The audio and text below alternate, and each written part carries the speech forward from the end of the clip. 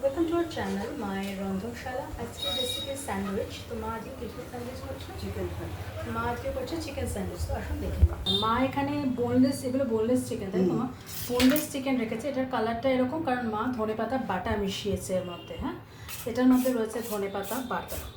আর এদিকে মা দিয়েছে জল, মাংসটায় ধনেপাতা বাটা। এখানে মা চিকেনটার মধ্যে ধনেপাতা পেস্ট করে সেটাকে মাখিয়ে রেখে দিয়েছে।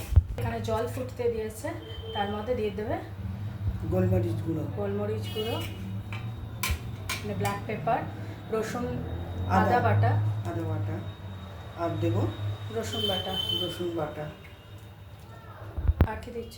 লেবুর রস আর পাতিলেবুর রস দিচ্ছে, রিফাইন্ড অয়েল, সল্ট। এখানে ধনেপাতা পেস্ট করে যে চিকেনটা ম্যারিনেট করে রেখেছিল মা, সেটা এবার দিয়ে দেবে বয়েল করার জন্য। এগুলো মা প্রত্যেকটা বোনলেস ধনেপাতা পেস্ট মাখিয়ে রেখেছিল। তো এবার একটু এটা সেদ্ধ হয়ে যাক, বয়েল হয়ে যাক, মা একটু লিড দিয়ে দেবে। চিকেন সেদ্ধ হয়ে গেছে, এই যে দেখুন। আর এই যে ওখানে মা জলটা ফেলেও দিয়েছে, দিয়ে এবার মা চিকেনগুলোকে ছোট ছোট করে কেটে নেবে।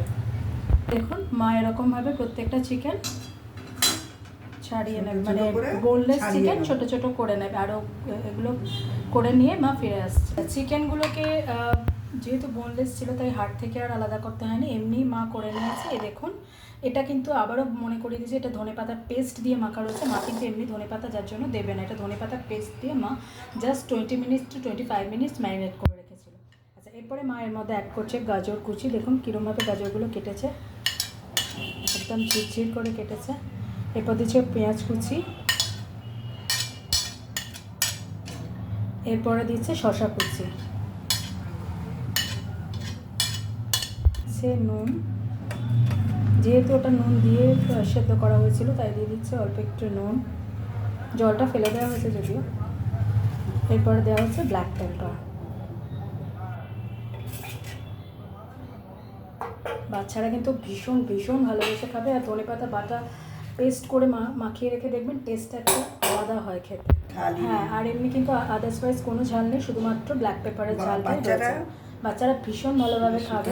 টিফিনেও দিতে পারেন, বিকেলবেলা আপনারা বিকেলে চায়ের সাথে কফির সাথে খেতে পারেন। বাচ্চা মর্নিংয়ে খেতে পারে।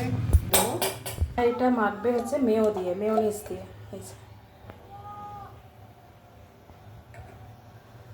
দেখুন মেয়ো দিয়ে ভালো করে মেখে নিচ্ছে। একটু মেয়ো মা নেবে।